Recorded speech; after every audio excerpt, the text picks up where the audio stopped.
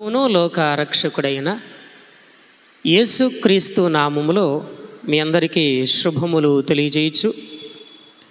నేటి క్రీస్తు శ్రమల ధ్యాన ఆరాధనలోనికి అందరినీ ప్రేమపూర్వకంగా ఆహ్వానిస్తూ ఉన్నాను. చదువుకున్న లేఖన భాగము మత్తయి సువార్త 27వ అధ్యాయము మొదటి వచనము నుండి 10వ వచనం వరకు చదవగా విని ఉన్నాము. ఈ భాగములో ప్రభు అయిన యేసుక్రీస్తు వారిని అప్పగించినటువంటి ఇస్కరియోతు యోధ యేసుక్రీస్తు వారికి కలిగినటువంటి శిక్ష, యేసుక్రీస్తు వారిని ప్రధాన యాజకులు కానీ శాస్త్రులు కానీ పెడుతూ ఉన్నటువంటి బాధలు చూసినటువంటి వాడై, నేను నిరపరాధ రక్తాన్ని అప్పగించాను అని ఒక పశ్చాత్తాప సంబంధమైనటువంటి స్థితిని అక్కడ కలిగి ఉన్నవానిగా కనబడుతూ ఉన్నాడు. ఇస్కరియోతు యోధ అనగానే మనకు జ్ఞాపకం వచ్చేది ఏంటంటే యేసుక్రీస్తు వారిని అప్పగించినటువంటి వ్యక్తి అని జ్ఞాపకం చేసుకుంటాం. రైట్. ఇతడు యేసుక్రీస్తు వారి యొక్క శిష్యుల్లో ఒకడు. సీమోను ఇస్కరియోతు యొక్క కుమారుడు. ఇస్కరియోతు అనగా కెరియోతు వాడు అని అర్థం. ఈ కెరియోతు అనే ప్రాంతము యోధా దేశంలో ఒక గ్రామం అన్నమాట అండి. యోధా దేశంలో ఒక గ్రామం ఇది.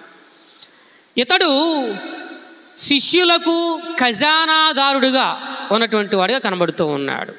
యోహాను సువార్త 12వ అధ్యాయము 6వ వచనం నుంచి మనం చూస్తే అక్కడ అతని యొక్క స్థితి మనం గమనించవచ్చు. యేసుక్రీస్తు వారు ఇతనికి ఖజానాదారుడిగా పని అప్పగించాడు. చెప్పాలంటే ట్రెజరర్ అన్నమాట. ట్రెజరర్. సరే, ఇతడు ఎక్కువగా ధనాపేక్షపరుడుగా ఉంటూ ఉన్నాడు. అంతేకాదు, సేవ నిమిత్తము ఇచ్చేటువంటి ధనాన్ని ఇంగిలించేటువంటి వాడిగా కూడా ఉంటూ ఉన్నాడు. అక్కడ మరియతో చెప్పినటువంటి మాట, ఈ అత్తరెందుకు 300 ధ్యానారములకు అమ్మి పేదవారికి ఇవ్వచ్చు కదా అంటే, పేదవారి మీద ప్రేమ ఉండి కాదు, ఆ ధనము సంచిలో వేయబడుతుంది కనుక ఆ ధనాన్ని ఇతడు దొంగిలించడానికి చేసేటువంటి ప్రయత్నము. ఎక్కువగా ధనాసపరుడు అనమాట. ధనాసపరుడు సాధారణంగా శిష్యులను గురించి మాట్లాడుతూ ఉన్నప్పుడు యాకోబుని యాకోబు అన్నారు, పేతురు అన్నారు, సీమోన్ అన్నారు, లేక తద్దయ్య అన్నారు, లెబ్బయ్య అన్నారు, ఏంటి మత్తయ్య అన్నారు. కానీ ఇస్కరియోతు యోధే అని అనొచ్చు కదా. అలా ఎందుకు అనలేదు అంటే, యేసుక్రీస్తు వారి విషయంలో ఎక్కువగా ద్రోహము చేసినటువంటి వాడిగా, ముఖ్యంగా యేసుక్రీస్తు వారిని సిలువ మరణానికి అప్పగించడానికి కారకుడిగా ఈ ఇస్కరియోతు ఉన్నాడు గనక ఇతని గురించి ఏమని పలికారంటే, ఆయనను అప్పగించిన ఇస్కరియోతు యోధ. మత్తయి సువార్త 10వ అధ్యాయములో యేసుక్రీస్తు వారి యొక్క శిష్యుల యొక్క పేర్లు మనకు కనబడుతూ ఉంటాయి. ఆ చివరి పేరుకు వచ్చేసరికి ఇస్కరియోతు యోధ అని చెప్పొచ్చు కదా. చెప్పకుండా ఆయనను అప్పగించిన ఇస్కరియోతు యోధ అంటే ఒక బలమైనటువంటి ముద్ర ఇస్కరియోతు యోధాకి పడిపోయింది. మత్తయి సువార్త 26వ అధ్యాయము 14 నుండి 16 వచనం మనం గమనిస్తూ ఉన్నప్పుడు, యేసుక్రీస్తు వారిని ప్రధాన యాజకులకు అప్పగించి ఆయన శిలువ మరణానికి కారకుడిగా ఉన్నటువంటి వాడిగా ఈ ఇస్కరియోతు యోధ కనబడుతూ ఉన్నాడు. లూకాసు వార్త 22వ అధ్యాయము 3వ వచనము నుండి 6వ వచనం వరకు ఉన్నటువంటి వాక్య భాగంలో కూడా ఈ విషయాలు మనము చూడగలుగుతూ ఉన్నాం. అయితే ఈ ఇస్కరియోతు యోధ గురించి కేవలము క్రొత్త నిబంధన గ్రంథములో మాత్రమే కాదు కానీ పాత నిబంధన గ్రంథంలో ముందుగానే చెప్పబడింది. 41వ కీర్తన 9వ వచనాన్ని మనం పరిశీలన చేస్తూ ఉన్నప్పుడు, నా విహితుడు నా ఎంట భోజనము చేసిన వాడు నన్ను తన్నుటకై తన మడిమనెత్తెను అని కీర్తనకారుడు మాట్లాడుతూ ఉన్నాడు పరిశుద్ధాత్మ ద్వారా. అలాగే జకరియా గ్రంథం 11వ అధ్యాయము 12 నుండి 14 వచనం మనం గమనిస్తూ ఉన్నప్పుడు, ఇక్కడ ఏ మాటలైతే వ్రాయబడ్డాయో 9వ వచనంలో 9-10 వచనాల్లో అదే విషయాలు జకరియా గ్రంథములో ఉన్నాయనే విషయాన్ని జ్ఞాపకం చేసుకోవాలి. జకరియా గ్రంథం 11వ అధ్యాయము 12-13 వచనాలు మనం చూస్తూ ఉన్నప్పుడు, మీకు అనుకూలమైన ఎడల నా కూలి నాకు ఇయ్యుడి, లేని ఎడల మానివేడని నేను వారితో అనగా, వారు నా కూలికై 30 తులముల వెండి తూచి ఇచ్చిరి. యెహోవా ఎంతో అబ్బురముగా వారు నాకు ఏర్పరిచిన క్రయధనమును కుమ్మరికి పారవేయమని నాకు ఆజ్ఞయిగా, నేను ఆ 30 తులముల వెండిని తీసుకుని యెహోవా మందిరములో కుమ్మరికి పారవేసి తిని. ఇలాంటి విషయాలనే కొద్దిపాటి మార్పులతో ఇర్మియా గ్రంథంలో మనం చూడగలుగుతూ ఉంటాం. ఇర్మియా గ్రంథము 32వ అధ్యాయము 6వ వచనం నుండి 9వ వచనం వరకు. ప్రియమైనటువంటి దేవుని బిడ్డలారా, యేసుక్రీస్తు వారిని 30 వెండి నాణెములకు అమ్మి వేసుకున్నటువంటి ఒక ధనాసపరుడిగా, దుర్మార్గుడిగా, అంతేకాదు నమ్మకత్వాన్ని వమ్ము చేసుకున్నటువంటి వాడిగా ఈ ఇస్కరియోతు యోధ కనబడుతూ ఉన్నాడు. యేసుక్రీస్తు వారైతే యోధాను నమ్మాడు, కానీ ఇస్కరియోతు యోధ యేసుక్రీస్తు వారిని అమ్మివేశాడు. అంటే నమ్మకాన్ని కూడా వమ్ము చేస్తున్నటువంటి వ్యక్తి ఈ ఇస్కరియోతు యోధ. అంతేకాదు నమ్మకాన్ని సొమ్ము చేసుకున్నాడు. వమ్ము చేశాడు, సొమ్ము చేసుకున్నాడు. రైట్. యేసుక్రీస్తు వారు చివరికి ప్రధాన యాజకుల చేతికి అప్పగించబడిన తర్వాత ఆయన్ని విమర్శించారు. అంటే విమర్శలోని తీసుకుని వచ్చారు, తీర్పులోనికి తీసుకుని వచ్చిన తర్వాత ఈ ప్రధాన యాజకులు కానీ లేక శాస్త్రులు కానీ వీరి యొక్క మాటల ధోరణి ఇస్కరియోతు యోధాకి ఎలా అనిపించింది అంటే, యేసును సిలువకు అప్పగించాలి. ఇది వారి యొక్క ఆలోచన. ఈ ఆలోచన బట్టి ఇస్కరియోతు యోధ కొంత మనస్తాపానికి గురైనటువంటి వాడై, పశ్చాత్తాపానికి గురైనటువంటి వాడై, సిగ్గుతో తల వంచుకున్నటువంటి వాడై, యేసును 30 వెండి నాణేలకు అమ్మివేశాడో, ఎవరి దగ్గర అయితే వాటిని తీసుకున్నాడో తిరిగి వాటిని వారికి ఇవ్వడానికి ప్రయత్నం చేస్తే వారు చెప్పినటువంటి మాట, వాటితో మాకేమీ పని, నీవే ఉంచుకో. అప్పుడు వారికి కావాల్సింది వెండి నాణేలు కాదు, యేసుక్రీస్తు వారు కావాలి. ఏ క్రీస్తు అయితే వారికి కావాలో ఆ క్రీస్తు ఇస్కరియోతు యోధ ద్వారా అప్పగించబడగా, ఇక ఆ ఇస్కరియోతు యోధతో కానీ ఆ వెండి నాణేలతో కానీ వారికి పని లేదు.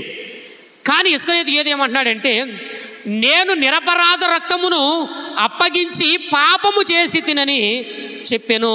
వారు దానితో మాకేమి, నీవే చూచుకో.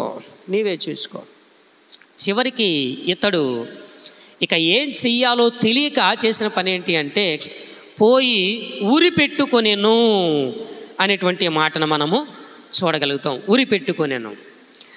మరి ఆ వెండి నాణేలు ఏం చేశారు అంటే, అవి కానుక పెట్టెలో వేయకుండా వాటి చేత ఒక పొలాన్ని కొన్నారు. ఆ పొలము కుమ్మరి వాని యొద్ద కొన్నారు. ఆ పొలానికి వారు పెట్టిన పేరేంటంటే అకెల్దామా, రక్తభూమి. ఎందుకంటే క్రీస్తు యొక్క రక్తానికి బదులుగా 30 వెండి నాణేలు ఇచ్చి కొన్నారు కాబట్టి ఆ భూమికి ఏమని పేరు పెట్టారంటే రక్త భూమి అని పేరు పెట్టారన్నమాట అండి. మత్తయి సువార్త 27వ అధ్యాయము 3వ వచనం నుండి 7వ వచనం వరకు ఉన్నటువంటి ఆ 10వ వచనం వరకు ఉన్నటువంటి భాగంలో మనము చూడగలుగుతాము. అలాగే అపోస్తల కార్యముల గ్రంథము 1వ అధ్యాయము 18, 19 వచనాల్లో మనము చూడగలుగుతాం. అయితే మన అంశం ఏంటి అంటే యోధ పశ్చాత్తాపము.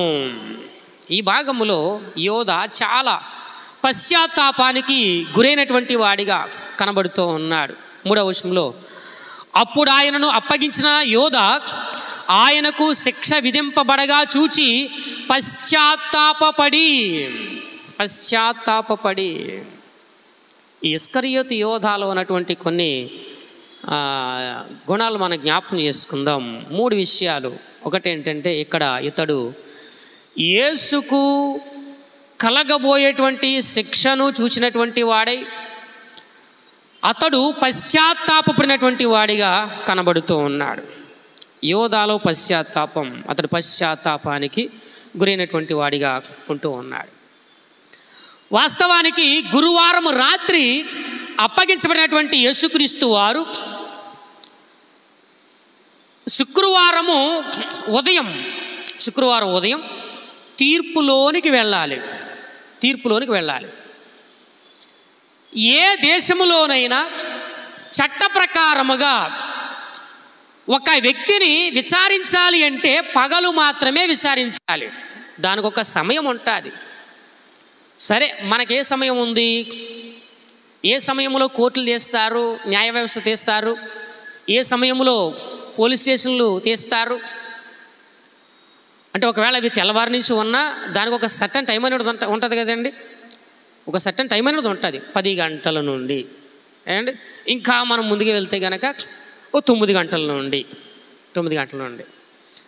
అంటే ఒక పర్టికులర్ టైం అనేది ప్రతి ప్రభుత్వానికి లేక ప్రతి దేశానికి ఉంటుంది. ఇక్కడ యేసుక్రీస్తు వారిని శిక్షకు అప్పగించేటువంటి విషయంలో లేదా విచారించేటువంటి విషయంలో ఎప్పుడు విచారించారు అంటే గురువారం రాత్రి ఆయన పట్టబడగా అప్పటి నుండే విచారణ చేస్తూ ఉన్నారు. చూడండి 57వ వచనం నుండి చూస్తే యేసును పట్టుకున్న వారు ప్రధాన యాజకుడైనటువంటి కయప యొద్దకు ఆయనను తీసుకుని పోగా అక్కడ శాస్త్రులను పెద్దలను కూడియుండిరి. ఉద్దేశపూర్వకముగా యేసుక్రీస్తు వారు అప్పగించబడగా చట్టానికి విరుద్ధంగా న్యాయానికి విరుద్ధముగా యేసుక్రీస్తు వారు విచారించబడుతూ ఉన్నారనే విషయాన్ని మనము జ్ఞాపకము చేసుకోవాలి. 57వ వచనం నుండి అంతా మనం పరిశీలన చేస్తే, ఆ అధ్యాయం అంతా పరిశీలన చేస్తే చట్టానికి న్యాయానికి విరుద్ధంగా యేసుక్రీస్తు వారు విచారించబడుతూ ఉన్నారు. మార్కు సువార్త 14వ అధ్యాయము 53వ వచనము నుండి, లూకాసు వార్త 22వ అధ్యాయము 54వ వచనం నుంచి మనం చూస్తూ ఉన్నప్పుడు న్యాయానికి విరుద్ధమైనటువంటి విచారణను యేసుక్రీస్తు వారు కలిగి ఉన్నారు. ఒకవేళ ఆయన తప్పు చేస్తే ఉదయాన్నే ఎక్కడికి రావాలి? రోమా ప్రభుత్వ సంబంధమైన చట్ట ప్రకారముగా పిలాతు గారి దగ్గర తీసుకుని రావాలి ఆయన్ని. మరి అంతకంటే ముందే వీళ్ళే విచారించేస్తున్నారు కదా, వీరే విచారణ చేసేస్తూ ఉన్నారు.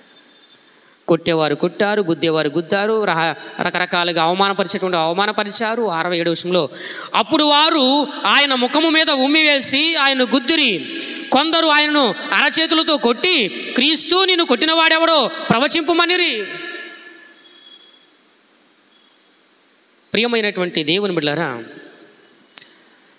యోధ ఒక ఉద్దేశపూర్వకముగానే యేసుక్రీస్తు వారిని అప్పగించాడు. అయితే ఆ యేసుక్రీస్తు వారికి పడినటువంటి శిక్ష విషయంలో శిక్ష విధింపబడగా చూచి పశ్చాత్తాపడ్డాడు కదండి. మరి ఆ శిక్ష విషయంలో దాని యొక్క ఫలితం ఎలాగుంటుందో యోధాకు మాత్రము తెలియదు. ఉద్దేశపూర్వకంగానే అప్పగించాడు యేసుక్రీస్తు వారిని. కానీ ఆ శిక్ష వెనక ఫలితం ఎలాగుంటుందో అనేది యోధాకు తెలీదు. ఒకవేళ యోధా అనుకోవచ్చు, యేసుక్రీస్తు వారిని ఏదో 2 దెబ్బలు కొట్టేసి పంపించేస్తారేమో అనుకుంటుండొచ్చేమో.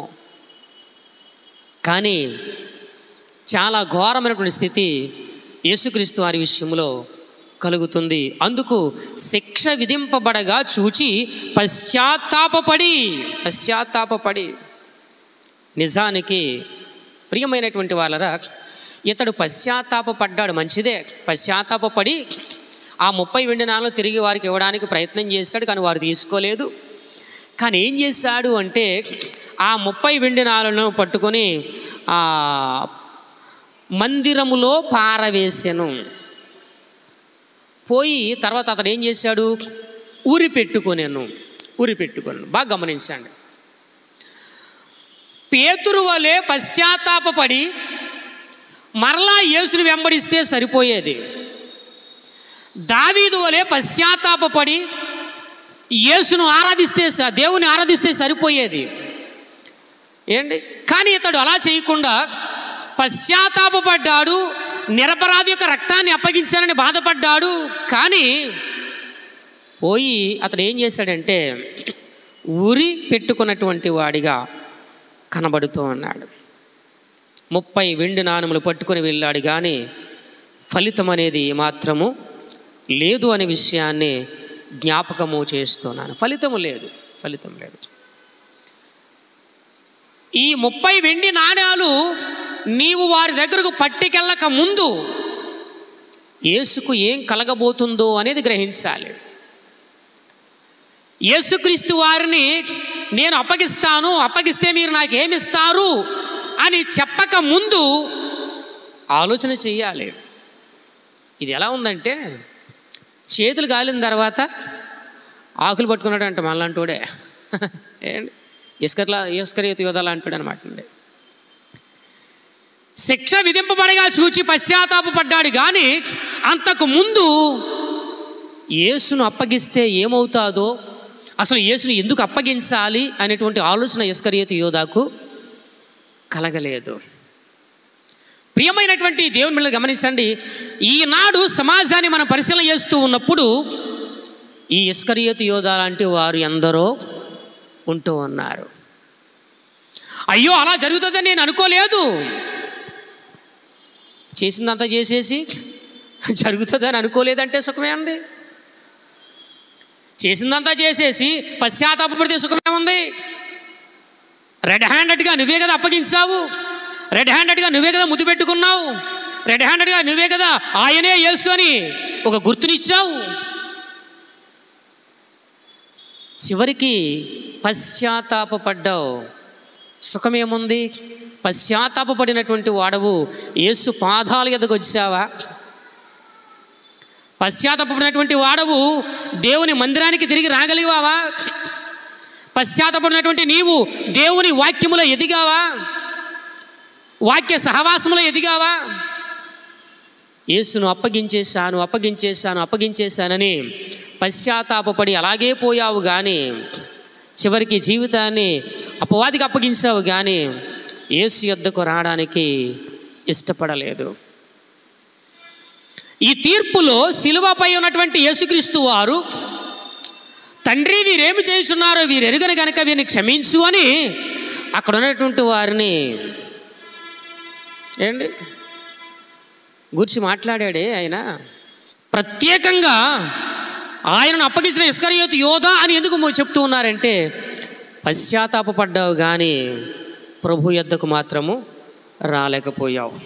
51వ కీర్తనలో దావీదు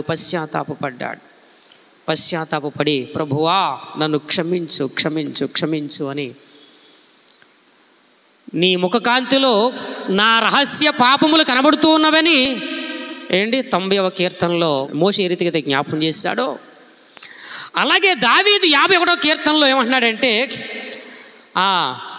దేవా నీ కృప చొప్పున నన్ను కరుణించు, నీ వాత్సల్య బాహుళ్యము చొప్పున నా అతిక్రమములను తుడిచివేయి, హిమము కంటే నేను తెల్లగానున్నట్లుగా హిస్సోపుతో నా పాపాన్ని పరిహరించు.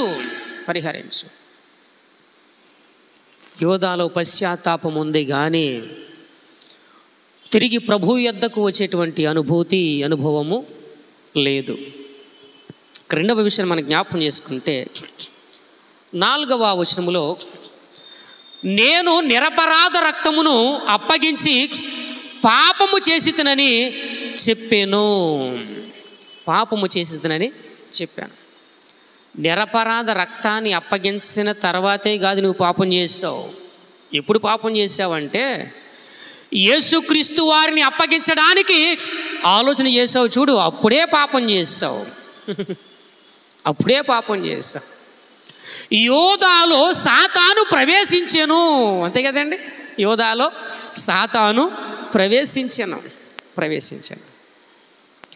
ఎప్పుడైతే యోధాలో సాతానుడు ప్రవేశించాడో అప్పటి నుండి కూడా యేసుక్రీస్తు వారిని వారికి అప్పగించడానికి సిద్ధపడినటువంటి వాడిగా కనబడుతూ ఉన్నాడు. అసలు ఆ ఆలోచన రావడమే పాపం. 26వ అధ్యాయము 14వ వచనం చూస్తే, అప్పుడు 12 మందిలో ఒకడు ఇస్కరియోతు యోధ ప్రధాన యాజకుల యొద్దకు వెళ్ళి, నేనాయనను మీకు అప్పగించిన ఎడల నాకేమి ఇత్తు అని వారిని అడిగాను. అందుకు వారు 30 వెండి నాణెములు తూచి వానికి ఇచ్చిరి. అసలు ఆ ఆలోచన రావడమే తప్పు. అదే తప్పు అనుకుంటే చివరికి మరొక మాట ఏమంటున్నాడు, శిక్ష విధింపబడగా చూచి నేను నిరపరాధ రక్తమును అప్పగించి తిని, నిరపరాధ రక్తాన్ని అప్పగించాను.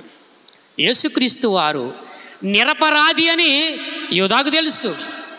యేసుక్రీస్తు వారు నిరపరాధి అని ప్రధాన యాజకులకు తెలుసు, శాస్త్రులకు తెలుసు, ప్రజలందరికీ తెలుసు. అంతేకాదు పిలాతుకు కూడా తెలుసు. నీకే కాదు, పిలాతుకు కూడా తెలుసు. నీకే కాదు, అక్కడ ఉన్న ప్రజలందరికీ తెలుసు. అది తెలుసుకోవడము ఇస్కరియోతు యోధ చాలా లేట్లో ఉన్నాడు అనమాట అండి. చాలా లేట్లో ఉన్నాడు.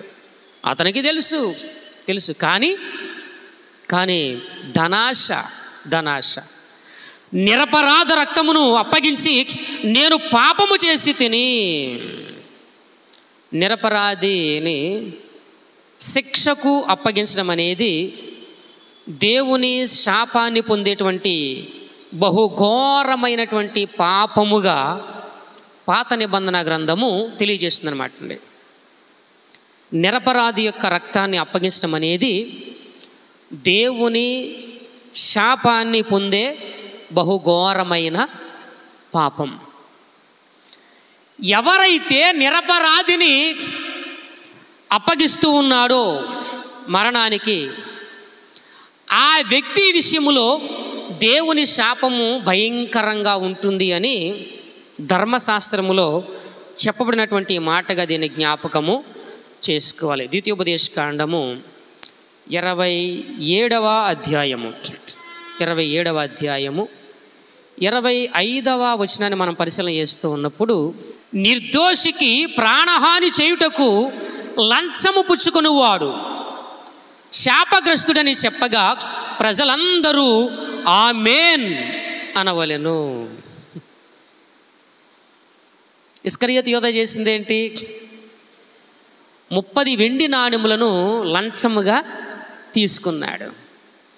ఇప్పుడు ఈ మాట ప్రకారంగా నిర్దోషికి ప్రాణహాని చేయడానికి లంచము పుచ్చుకున్నటువంటి వాడు ఏమవుతాడట? శాపగ్రస్తుడవుతాడు. మరి ఈ ఇస్కరియోతు యోధ యేసుక్రీస్తు వారి యొక్క రక్తాన్ని, నిరపరాధ రక్తాన్ని అప్పగించడానికి 30 వెండి నాణెములు తీసుకున్నాడు కదా. మరి ఇప్పుడు ఇస్కరియోతు యోధ ఏమవ్వాలి? శాపగ్రస్తుడు అవ్వాలి ధర్మశాస్త్రం ప్రకారముగా. నిజమే, అతడు నిజముగానే శాపగ్రస్తుడు అయ్యాడు అనే విషయాన్ని జ్ఞాపకము చేసుకోవాలి. అంతేకాదు, యూదుల ఆచారం ప్రకారముగా ఎవరైతే తప్పు చేశారో ఆ వ్యక్తి ఎదుటి వ్యక్తిని అప్పగించాడు కాబట్టి, అప్పగించినటువంటి వ్యక్తి విషయంలో ఇతడు తప్పు చేశాడు గనక ఈ వ్యక్తి కొంత ఆ పశ్చాత్తాపానికి గురైతే గనక దేవుని ద్వారా ప్రాయశ్చిత్తాన్ని పొందుకుంటాడు అనేది యూదుల యొక్క నమ్మకం. ఇప్పుడు అదే నమ్మకాన్ని కలిగి ఉన్నాడు ఇస్కరియోతు యోధా. ఎలా అంటే, నేను నిరపరాధ రక్తాన్ని అప్పగించితిని అని పశ్చాత్తాపడినటువంటి వాడిగా ఉంటూ ఉన్నాడు. పశ్చాత్తాపడ్డాడు అంటే అతడు మరణానికి వెళ్ళక ముందు పశ్చాత్తాపడ్డాడు. ఆ పశ్చాత్తాపము ద్వారా దేవుని ప్రాయశ్చిత్తము దొరుకుతుంది అనేది అతడి నమ్మకమై ఉండవచ్చు. అయితే ప్రియమైనటువంటి దేవుని బిడ్డలారా, అదే నమ్మకముతో తన శేష జీవితాన్ని ముగించుకున్నటువంటి వాడిగా ఉన్నాడు. తన శేష జీవితాన్ని ముగించుకున్నాడు. చూడండి, పోయి అతడు ఊరి పెట్టుకున్నటువంటి వాడిగా కనబడుతున్నాడు. 5వ వచనంలో, అతడు ఆ వెండి నాణెములు దేవాలయంలో పారవేసి పోయి ఊరి పెట్టుకొని తన జీవితాన్ని, నిజానికి దేవుని ద్వారా ప్రాయశ్చిత్తము దొరుకుతుంది అని చనిపోయే కంటే బ్రతికి ఉండగానే దేవుని దగ్గరికి వెళ్ళి ప్రాయశ్చిత్తానికి తగినటువంటి ఆ క్షమాగుణాన్ని ప్రభువు ద్వారా పొందుకుని ఉంటే అతడు సమాజంలో బ్రతికి ఉండేవాడు. రక్తాపరాధం అనేది చాలా ఘోరమైనటువంటిది అన్నమాట. చాలా ఘోరమైంది. ఉదాహరణకు, నాబోతు చావుకు కారణం ఎవరు? ఆహాబు, అతని భార్య యెజబెలు. నాబోతు యొక్క రక్తము భూమి మీద ఒలికించబడింది గనుక చివరికి యెజబెలు యొక్క రక్తము అసలు మనిషి చూడడానికే గుర్తుపట్టలేనటువంటి స్థితిలోనికి వెళ్ళిపోయింది. గుర్రముల చేత తొక్కబడింది అనమాట అండి.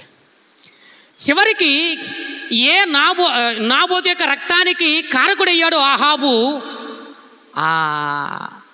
యొక్క రక్తం విషయంలో ఆ రథాన్ని కడుగుతూ ఉన్నప్పుడు ఆ రక్తాన్ని కుక్కలు నాకాయి. రక్తాపరాధం అనేది చాలా భయంకరమైన శిక్షా సంబంధమైనది అనమాట అండి. శిక్షా సంబంధమైంది. అందుకే దావీదు గారు ఎంత భయపడ్డాడంటే అండి 51వ కీర్తనలో అతడు అనేటువంటి మాట 14వ వచనంలో, దేవా నా రక్షణకర్తయగు దేవా, రక్తాపరాధము నుండి నన్ను విడిపింపుము, రక్త అపరాధము నుండి నన్ను విడిపించు. ఎందుకు బత్షెబ యొక్క భర్తను చంపించాలి? బత్షెబ యొక్క భర్త చావుకు కారణం ఎవరు? ఈ దావీదు కాదా? ఆ దావీదును నాతాను ప్రవక్త హెచ్చరించలేదా? చివరికి అయ్యా రక్తాపరాధము నుండి నన్ను విడిపించు అని దేవుని సముఖములో కన్నీటితో ప్రార్థన చేయలేదా దావీదు? రైట్. ఈ రక్తాపరాధం అనేది చాలా భయంకరమైనది. దావీదైతే పశ్చాత్తాపడినటువంటి వాడే ఈ రక్తాపరాధము నుండి నన్ను తప్పించు అని విరిగి నలిగిన మనస్సుతో, పశ్చాత్తాప హృదయముతో దేవుని సముఖములో ప్రార్థించినటువంటి వాడిగా ఉన్నాడు. కానీ ఇస్కరియోతు యోధా రక్తాపరాధానికి తగినటువంటి ఫలితము మరణము. 3వ విషయాన్ని జ్ఞాపకం చేస్తూ ఉన్నాను. ఆ మరణం ఏంటి అంటే, పోయి అతడు ఊరి పెట్టుకొనెను. ఈ వెండి నాణాలు ఎక్కడ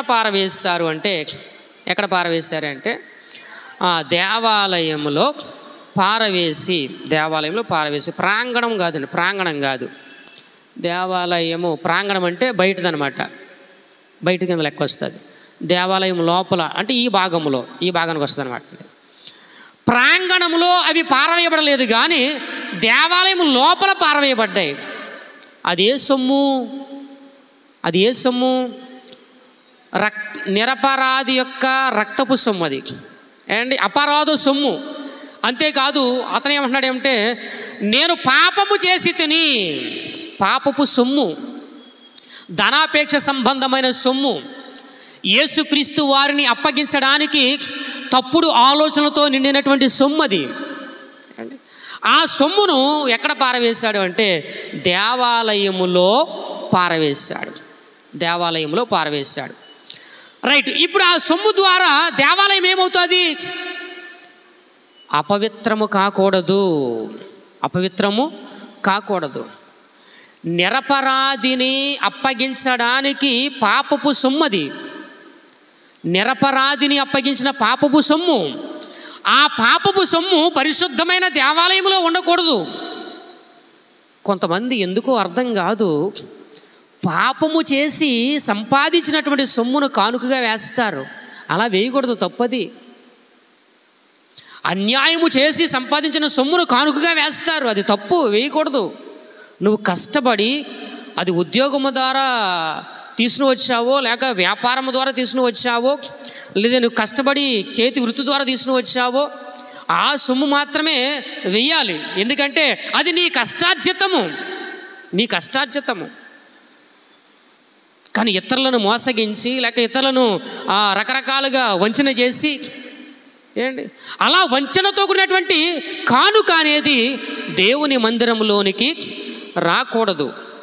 ఇతడు ఆ వంచన సంబంధమైన కానుకను, ఆ పాప సంబంధమైన కానుకను పరిశుద్ధమైన దేవుని మందిరములో పారవేసి చివరికి ఏం చేశాడంటే పోయి ఉరి పెట్టుకొనెను అనేటువంటి మాటను మనము చూస్తూ ఉన్నాం.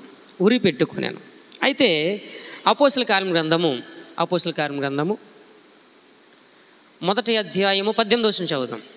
ఈ యోధ ద్రోహము వలన సంపాదించిన రోకలనిచ్చి ఈ యొక్క పొలము కొనెను. అతడు తలక్రిందుగా పడి నడిమికి బద్దలైనందున అతని పేగులన్నీ బయటకు వచ్చాను. ఈ సంగతి యెరూషలేములో కాపురమున వారికి అందరికీ తెలియవచ్చును గనుక వారి భాషలో ఆ పొలము అకెల్దమా అనబడి ఉన్నది. దానికి రక్తభూమి అని అర్థము. అందుకు ప్రవక్త ద్వారా, అంటే ముఖ్యంగా కీర్తనకారుని ద్వారా చెప్పిన మాట ఏంటంటే 69వ కీర్తన 25వ వచనంలో కానీ 109వ కీర్తన 8వ వచనంలో కానీ ఈ మాటలు మనం చూడవచ్చు. అతని ఇల్లు పాడైపోవును గాక, దానిలో ఎవడనూ కాపురం ఉండకపోవును గాక, అతని ఉద్యోగము వేరొకటి తీసుకును గాక అని కీర్తన గ్రంథంలో వ్రాయబడి ఉన్నది. 69వ కీర్తన 25వ వచనంలోను 109వ కీర్తన 8వ వచనంలోను ఈ మాటలు ఉన్నాయనే విషయాన్ని జ్ఞాపకము చేస్తూ ఉన్నాను. అయితే ఇక్కడ మత్తయి సువార్తుడు ఏమంటాడంటే పోయి ఉరి పెట్టుకొనెను అంటూ ఉన్నాడు. అలాగే అపోస్తల కార్యాల్లో అయితే నడిమికి తలక్రిందులుగా పడినటువంటి వాటి నడికి బదలైనందున ప్రేగులని బయటకు వచ్చాను అని తెలియజేస్తున్నాడు. అయితే అక్కడ 2 రకాలైన మరణాలు ఉండేవి. ఒకటి ఏంటంటే శిలువ మరణము. రెండవది వాడి అయినటువంటి కొయ్య మీదికి ఎవరైతే తప్పు చేశారో ఆ వ్యక్తిని దించేయడం అన్నమాట అండి. దించేయడం. ఇస్కరియోతు యోధా కూడా బహుశా ఈ 2వ మరణాన్ని అతడు కలిగి ఉన్నాడు. ఒక వాడి అయినటువంటి కొయ్య నిలబెట్టి ఉంటుంది, ఆ చివర సూదిగా ఉంటుంది అనమాట అండి. ఆ పైనుంచి ఏం చేస్తారంటే ఒక్కసారిగా దించేస్తారు. అది ఆ పొట్టలో నుండి ఆ వీపు మీదకి ఎప్పుడైతే ఈ పొట్టలోకి దిగిందో ఆటోమేటిక్గా ఆ పొట్టలో ప్రేగులు బయటకు రావడము దాన్ని జరుగుతుంది అనమాట అండి. ఆ రీతిగా ఇస్కరియోతు యోధా చివరికి చంపబడ్డాడనే విషయాన్ని తనకు తానుగానే మరణానికి గురయ్యాడు ఉన్నాడనే విషయాన్ని మనం జ్ఞాపకము చేసుకోవాలి. యోధా పశ్చాత్తాపడ్డాడు కానీ ప్రభు యొద్దకు రాలేకపోయాడు. యోధా నిరపరాధి యొక్క రక్తాన్ని అప్పగించాడు, కానీ అతనికి తెలుసు యేసుక్రీస్తు వారు యథార్థవంతుడు అని, ఆయన ఏ పాపము చేయలేదని. చివరికి ఇస్కరియోతు యోధా చేసినటువంటి పాపాన్ని బట్టి అతని మరణానికి అతడే కారకుడయ్యాడనే విషయాన్ని జ్ఞాపకము చేస్తూ ఉన్నాను. దేవుడి మాటలు దీవించునుగాక. ఆమేన్. అందరం లేచినట్లయితే చివరి ప్రార్థన, ప్రభుని ప్రార్థన ఆశీర్వాదంతో ఈ ఆరాధన ముగించుకుందాం.